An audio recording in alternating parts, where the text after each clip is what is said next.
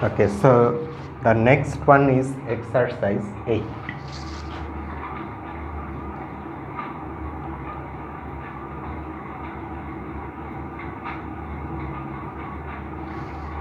So what this one says, if the set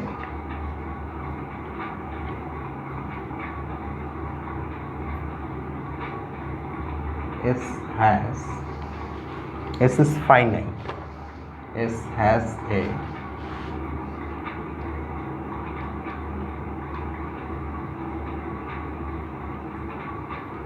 finite number of elements,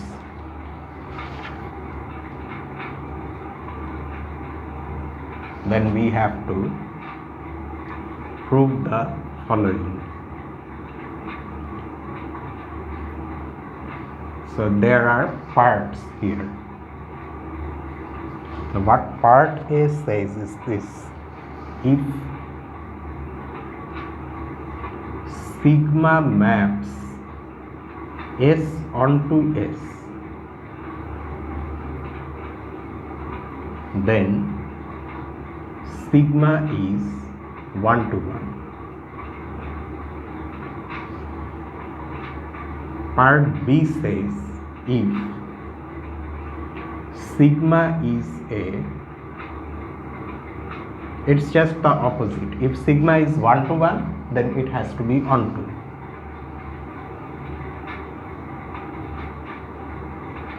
Is a 1 to 1 mapping of S into excuse me, itself, then sigma is onto. And part C says that both these parts are false if S is not finite.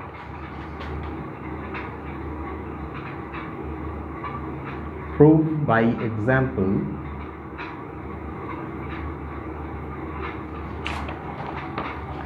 that both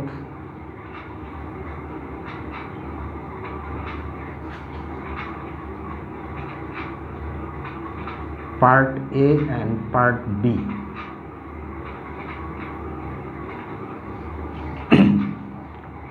are false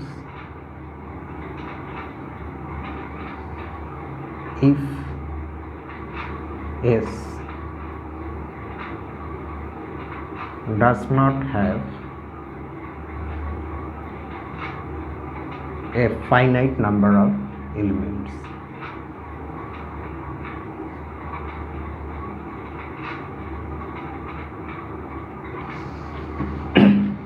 Okay, so let us see the solution.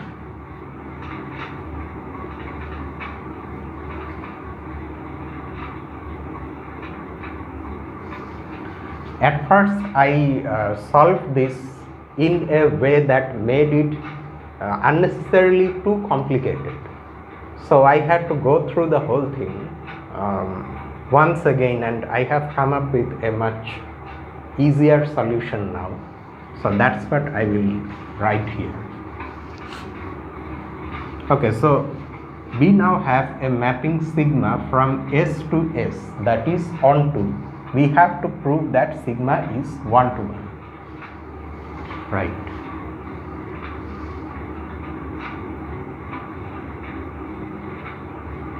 So we start like this. We have union of inverse images of elements in S under sigma.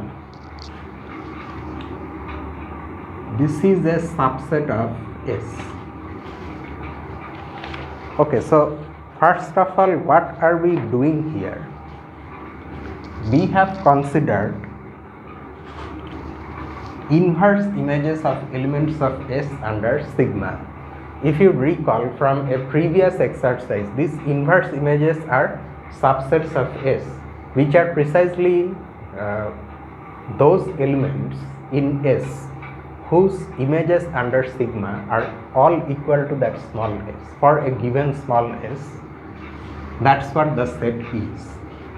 So this is the union of all the inverse images, and since each one of them is a subset of S, so their union is also a subset of S from properties of sets that we have already proved. Okay. Also, since S is contained in S sigma inverse. S sigma is an element in S, so its inverse image can also be calculated. If you go back to the definition of inverse image, you will see that S will belong to this inverse image, the inverse image of S sigma. That's simply because the image of S under sigma is S sigma. So here what we are finding is that every element in S also belongs to some inverse image under sigma. So every element in S is also here in this union somewhere, and as such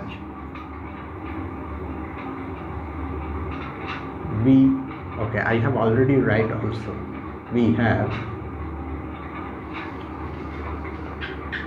S contained in this union.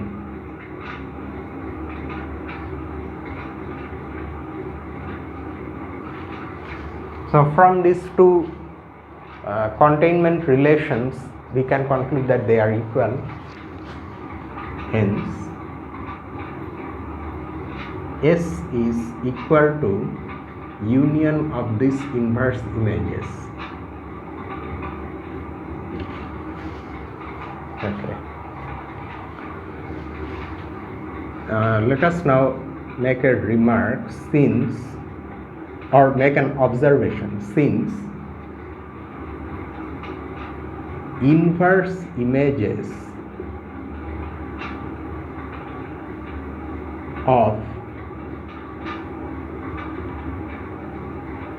distinct elements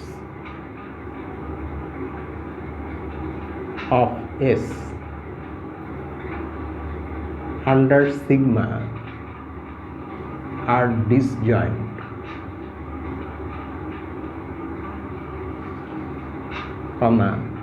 we have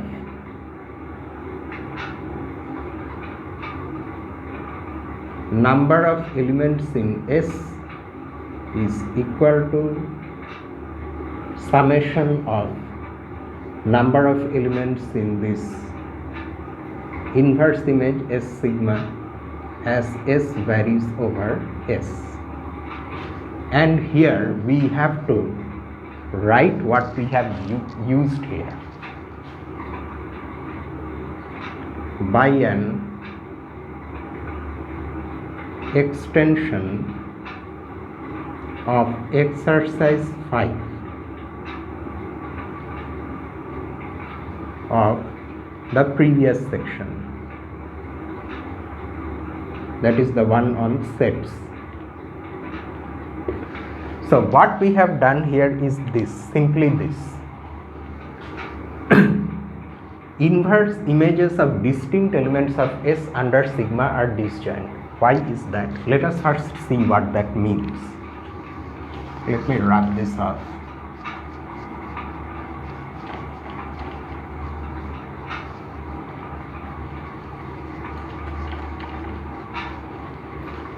If we are taking two elements S1 and S2 in S, and suppose they are not equal, then our claim is this: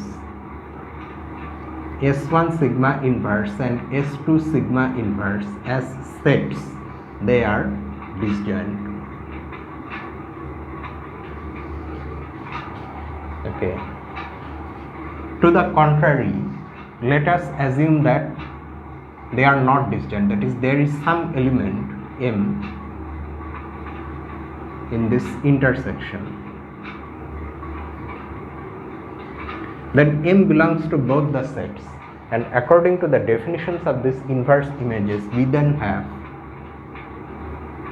m sigma equal to S1. This comes from the fact that m belongs to this inverse image, but m also belongs to this inverse image, so that will imply that m sigma at the same time is also equal to S2.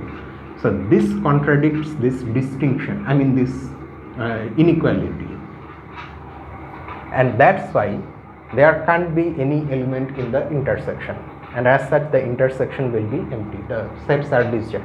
That's why we have written, since inverse images of distinct elements of S under sigma are disjoint.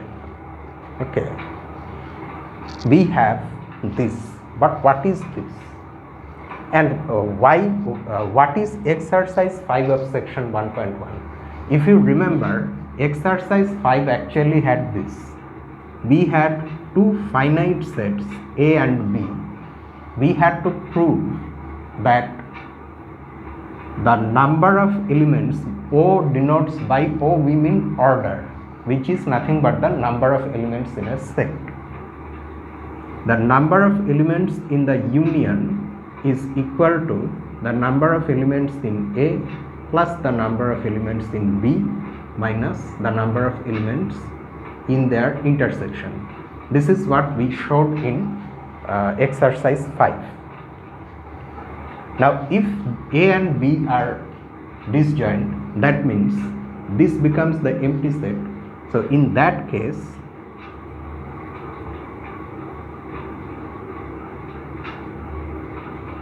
then we just have sum.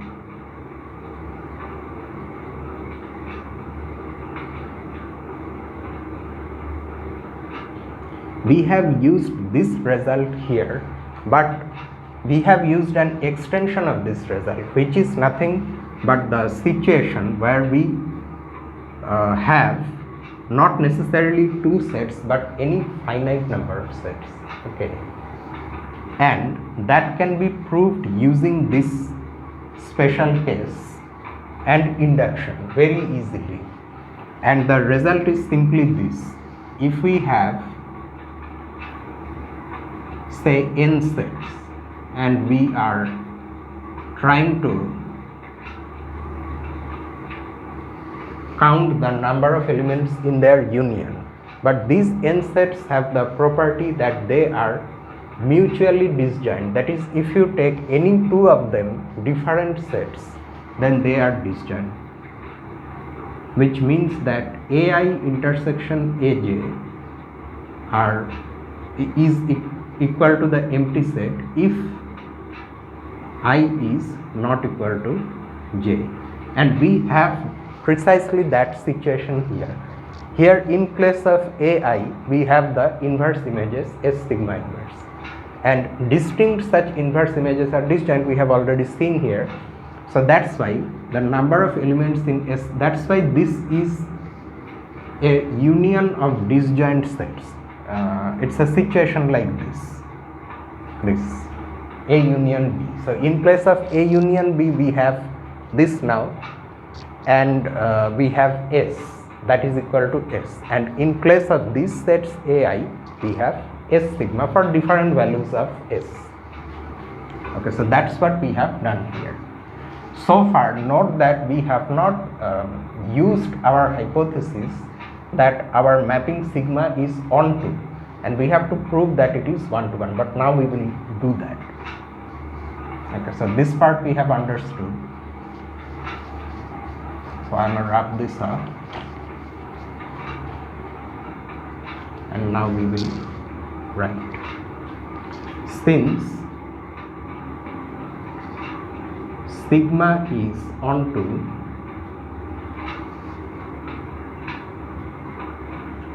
ontoness means what? For every element S in capital S, the inverse image will be non-empty, because every element has to appear as the image of something under sigma. So that's why the number of elements in this, because this is onto, is at least 1. Every element has something in its inverse image. No inverse image is empty. Okay, and this is true, oh I must write that, for every S belonging to S. This is true for every element in capital S.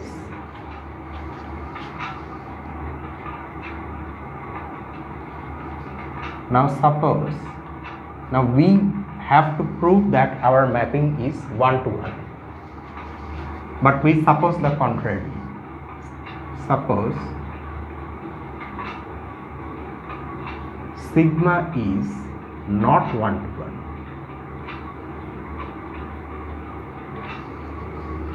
Okay. Now in terms of inverse image, if you think of this situation, it means that at least some inverse image has more than one element. Because you see, 1 to 1-ness means what? You have S here. If the mapping is 1 to 1, then it will be like this. We will never get a situation which looks like this, 1 to 1, as opposed to 2 to 1 or many to 1. This we will get when our mapping sigma is, this is not 1 to 1 and this is 1 to 1. So that means we will have at least one inverse image. Here there will be some element and we will have its inverse image which has at least two elements. Okay, it may have more than two elements, we don't know, but at least two elements will be there in at least one inverse image. So now suppose sigma is not 1 to 1, then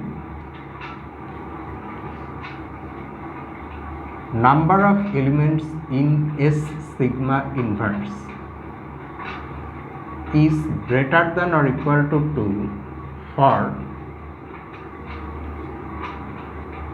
at least one S belonging to S. There exists some S, some element whose inverse image has at least two elements, because of our supposition that sigma is not 1 to 1. Now we use these inequalities along with this one. So for every S belonging to S, this term is at least 1 and there is at least one term which is at least 2. Don't get confused, okay? Just keep in mind that we have to add these inequalities up. This implies bugs have come inside. Sorry for the inconvenience. This implies number of elements in S is equal to, according to our summation formula, number of elements in the inverse image of S. So here, if we use these inequalities along with the fact that there is at least one S for which we have this stronger inequality, then how many ones are we having? We are having as many ones as we have elements in S. Keep in mind that our S is a finite set, but at the same time there is one extra one. So this is, so the ones that are coming for the elements in S, that will give me again number of elements in S, but that extra one gives me plus 1, and this is a contradiction, because if you see order of S is greater than or equal to order of S plus, I am saying order of S, but actually it just it means number of elements in S. Okay, so if you cancel these two things from both sides of the inequality, you will get 0 greater than or equal to 1, which is false. Okay. This is a contradiction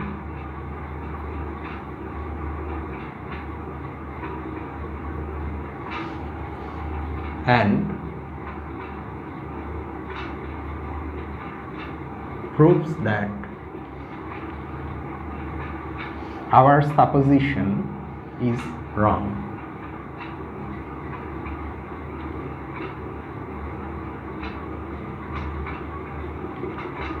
That is, sigma must be 1 to 1. Now, looking at this proof, you can pretty much guess how to proceed for the next part. We are again going to use this equation, but now we have one-to-one-ness of sigma given to us.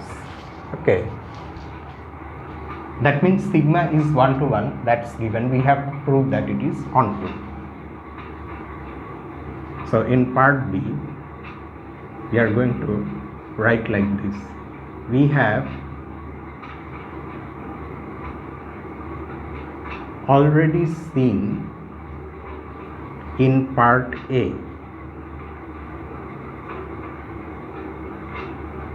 that order of S is equal to summation order of the inverse images as S varies over S. Okay. Since sigma is 1 to 1, what sort of condition does this imply in terms of inverse image? The inverse image of every element is either empty or has exactly one element. That means and that happens when sigma is 1 to 1. So since sigma is 1 to 1, order of this inverse image is less than or equal to 1 for every element S in S. And just like before, now we are going to suppose that sigma is not onto and arrive at a contradiction. Suppose sigma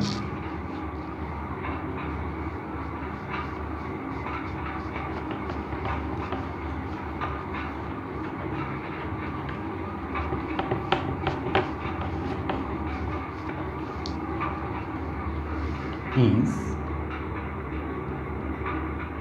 not onto.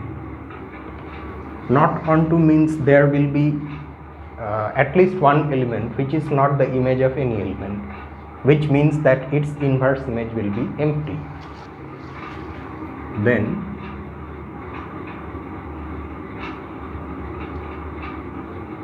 there exists at least one element S belonging to S such that there is nothing in its inverse image, which means that its order is equal to 0. So now, just like before, we are going to add these inequalities up for all the elements in S, and at the same time keeping in mind that at least one term in that sum is equal to 0. Thus we have order of S equal to summation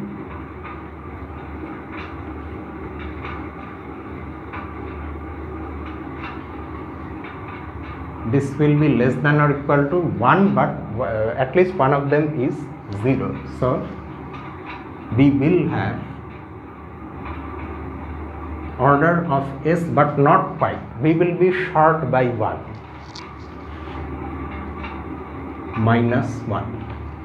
And again this is a contradiction, because if you cancel this order of S out from both sides, then 0 will be less than or equal to minus 1, which is also false.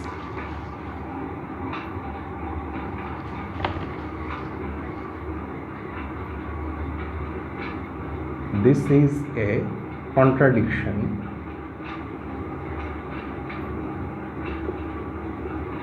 and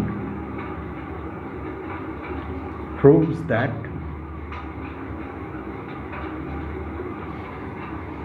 our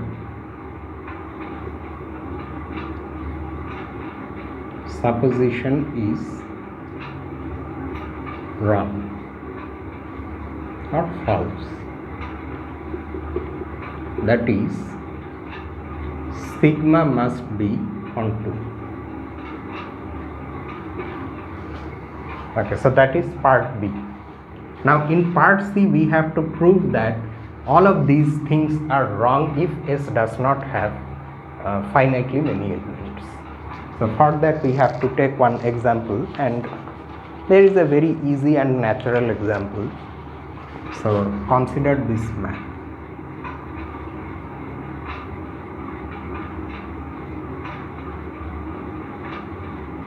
Consider the mapping sigma from the set of natural numbers into itself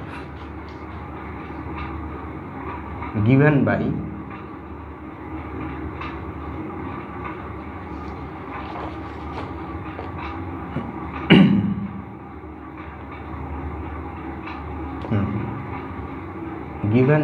sigma. Okay, so we to show that both these results can become false, we have to consider actually two maps.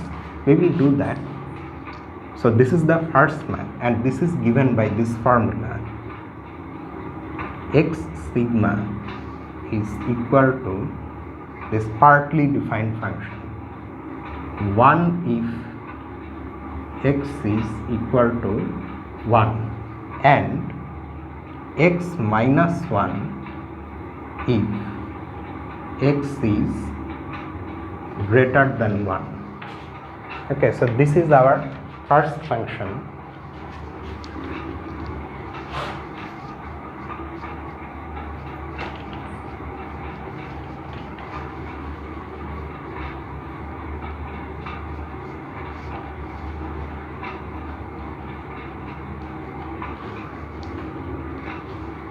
And in brackets I want to mention something.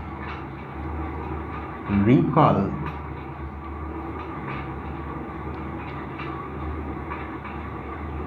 that although Herstein is not using any special symbol to denote these sets, but we are using it. Okay?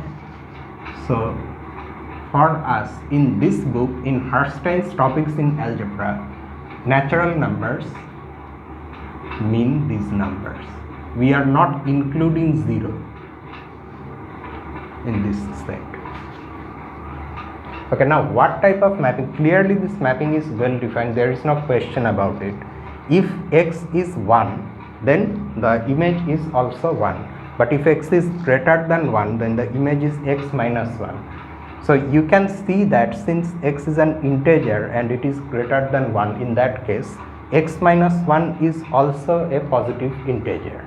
X minus 1 is greater than 0, and we know that a difference of two integers is an integer. We actually don't know, we haven't proved it yet, but we will see when we develop the set of integers, system of integers, then there we will prove all these things. Okay, so it's a well defined mapping, but there is a, what about this mapping? Is it one to one?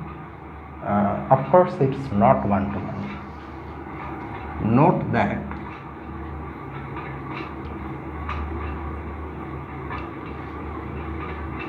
sigma is onto. It is onto, however. Why is it onto? Because if you take any natural number x, or let me say, because that may confuse you with this x, let me take any natural number y.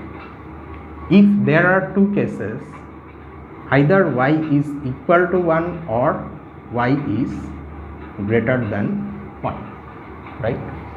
If y is equal to 1, then we have 1 in n such that 1 sigma is equal to 1. This is coming directly from the definition.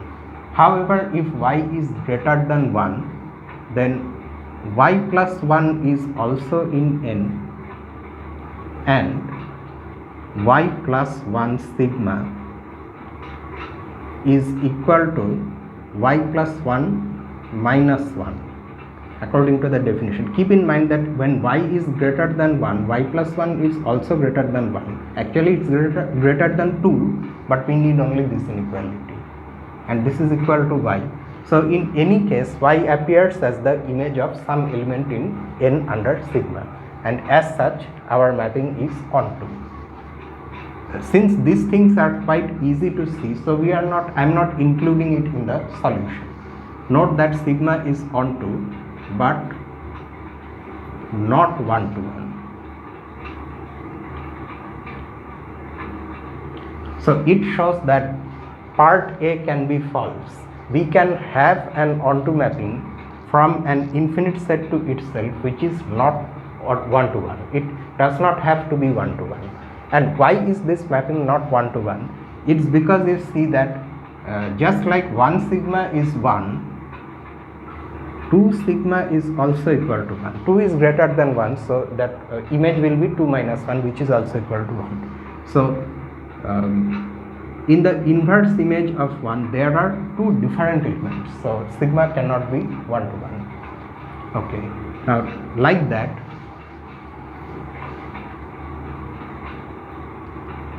next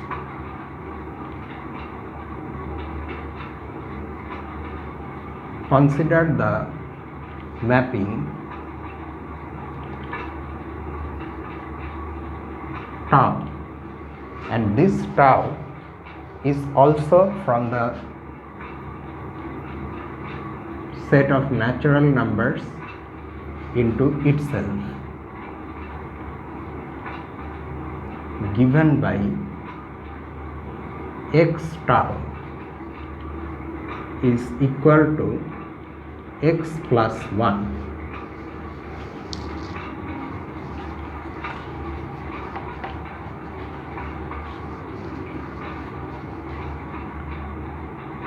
Just the opposite happens with tau.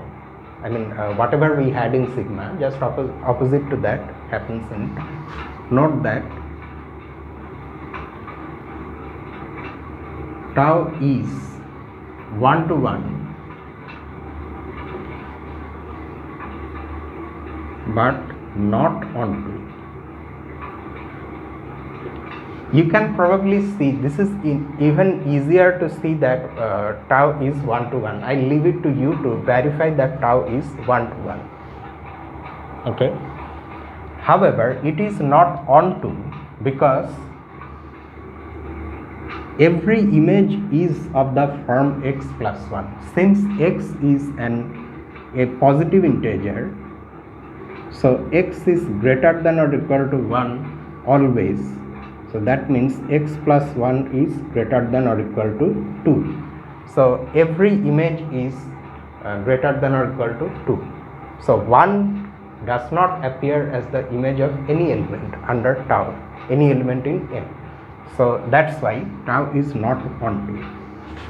So here we have a function from n to n that is 1 to 1 but not onto. So part B is false here, and this completes the solution. Okay. Then we have exercise 9. Prove that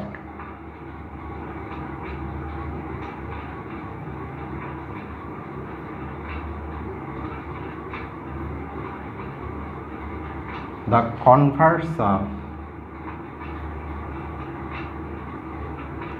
lemma 1 to 2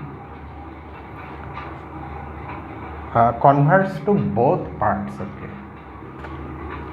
because lemma 1 to 2 has 2 parts.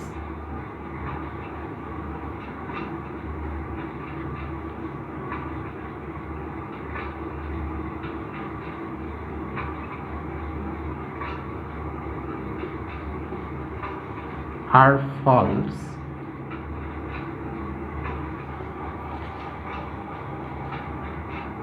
namely we are going to state these converses which will remind you of what the lemma was. If sigma composition tau is onto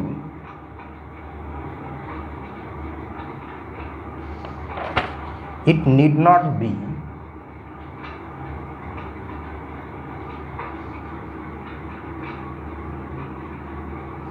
that both sigma and tau are onto.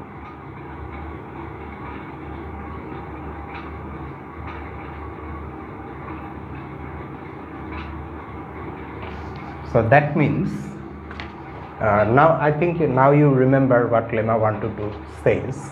It says that if sigma and tau are appropriately chosen functions so that this composition can be formed, if they are both onto, then their composition is also onto. Just like that, if both of them are 1 to 1, then their composition is also 1 to 1. That's what lemma 122 states, and this is the converse. Now this is not necessarily true. Just like that, there is one involving 1 to 1ness. If sigma composition tau is